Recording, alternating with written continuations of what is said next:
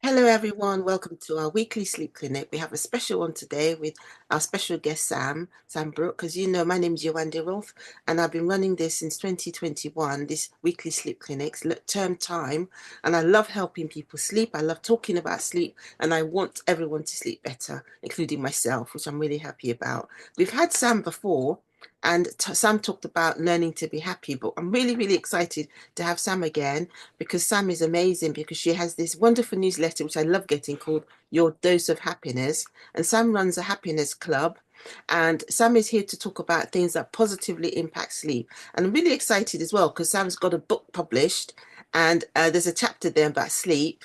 And I'm really excited to hear Sam educate us on how we can sleep better and things that positively impact sleep. Over to you, Sam. Yay. Brilliant. Oh, thank you so much for having me, Yewande.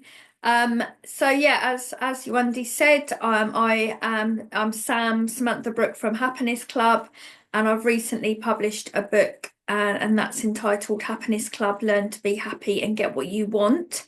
This chapter is about sleep.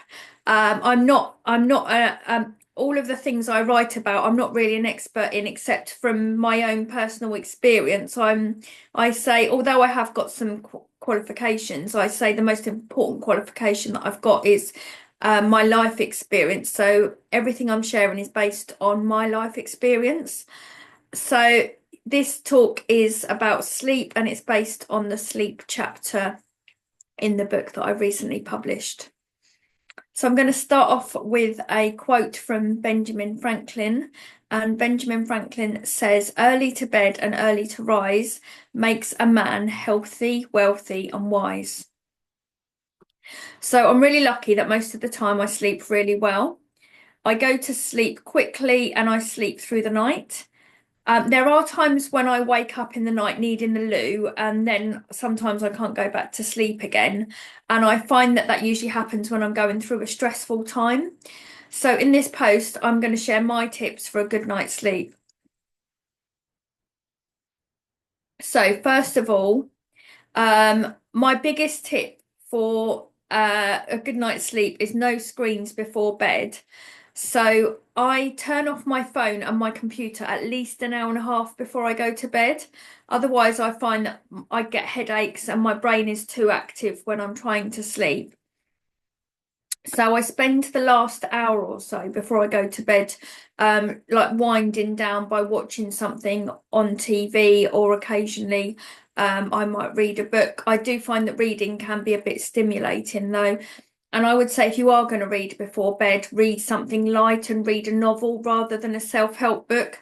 I know a couple of people said to me that they were going to read the book that I recently published before bed. And because it's a self-help book, I said I wouldn't recommend that because it will get your brain going. So while I'm watching TV before bed, I give myself Reiki, which, if you don't know, that's a type of spiritual healing. And I ask my guides, guardians, and angels. Oh, excuse me. I ask my guides, guardians, and angels to send me healing to help me to manifest the exquisite peace of God that excels all thought. I turn off the Wi-Fi while I sleep. We don't have any phones in the bedroom, and we don't charge our phones at night. I have to say my partner's not overly impressed with this, but seems to be coming round to the idea.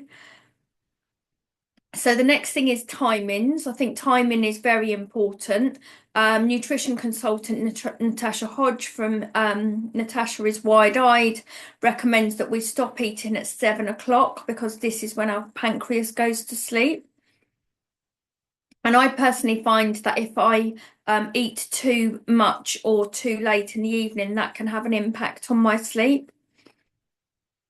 So, thanks to The Power of When, which is a book by Dr. Michael Bruce, I aim to go to sleep at the same time every night and get up at the same time every morning. And I think that really helps as well. At the weekends, I'm a bit more lenient and allow myself an hour's leeway if I want to have a bit of a lie-in or a later night. So on Dr. Bruce's website, you can do a quiz to find out whether you're a lion, a bear, a wolf, or a dolphin. So excuse me, the majority of people are bears. I'm a bear. So as a bear, my recommended sleep pattern is 11 p.m. to 7 a.m. Now, I find that's quite inconvenient for me because I like to get up at 6 a.m. to do my happiness practices before I start work. So I go to bed at 10 o'clock and get up at 6 o'clock. So there's a bit of a variation there, but the principle is the same really. And I do find that on the whole, this does seem to suit me. So I usually go to sleep more or less straight away and wake up before my alarm goes off, or either just before or as my alarm goes off, and I usually feel rested. And this is always better when I'm sticking to my eating plan, and it's also easier in the lighter summer months. So moving on to supplements and essential oils, which obviously is Yewande's area of expertise. Before I go to bed, I take CBD oil, magnesium tablets, and back flower remedies. And if I'm feeling stressed, I put essential oils such as lavender, ylang ylang, or frankincense on my wrists, or behind my ears, or like on the nape of my neck. So another thing I would recommend is taking time to think throughout the day. So spending quiet time or meditating throughout the day can help with sleep. And I would say this is partly because it helps us to relax, but also because it helps you to process your thoughts. And that means that you're less likely to be processing your thoughts when you're trying to sleep or if you get up in the night. Something else that I do before I go to bed, especially if I am feeling a bit stressed, is I do tapping. So one of my qualifications is that I'm a tapping practitioner, and I find that tapping before bed can help me to release the stress of the day. There's three sequences that are particularly good, I think, for to help with sleep, and there's an anxiety sequence, an overthinking sequence, and an overwhelm sequence. And I mainly use the overthinking sequence while before I go to bed, and sometimes when if I wake up in the night as well.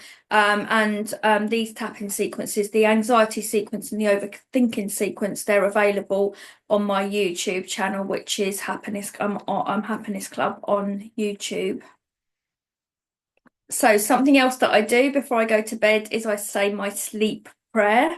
And my sleep prayer is, please help me to go off to sleep quickly, easily, and effortlessly.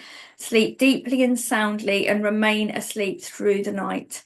Please help me to wake up and get up at the perfect time, filled with energy, enthusiasm, and excitement for the day ahead.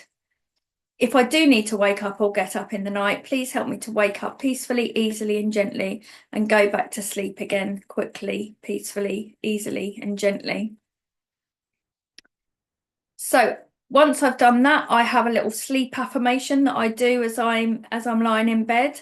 And I usually say that about 3 times, sometimes more if I can't sleep. And that is, I lovingly release the day. My mind and my body are relaxed and at peace. All is well in my world.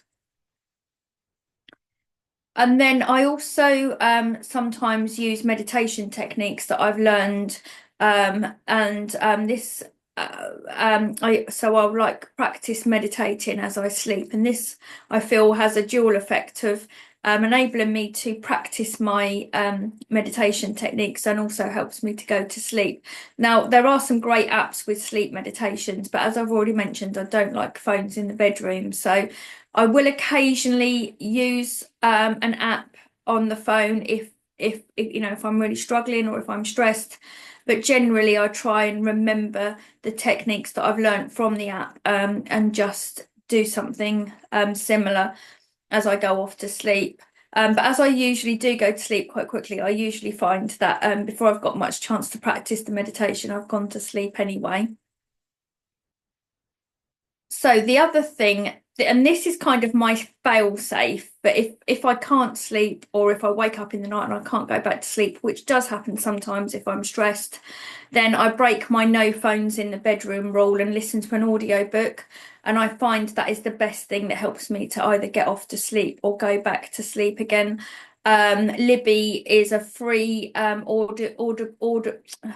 free app where you can listen to audiobooks. That's in conjunction with the libraries. And Audible is you probably know it's I think it's an Amazon app where you can listen to books. It's quite reasonably priced. So I set a sleep timer, and then I usually find that I go to sleep within 15 to 30 minutes.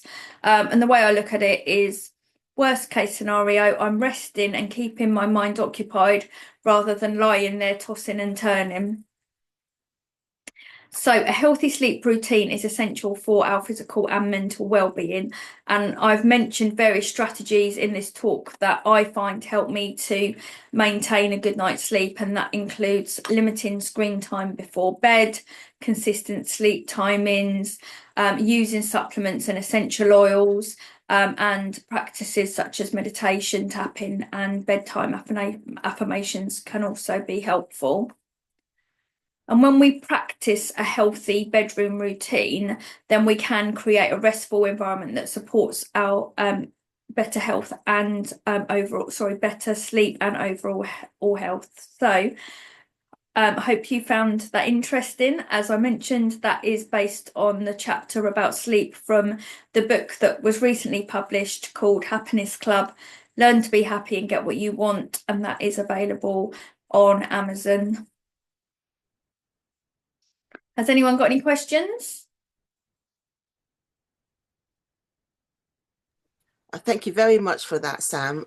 It's been very, very useful for you to talk about things we can do to help us sleep better. You gave us a lot of really good tips there that I'm sure all of us have learnt from.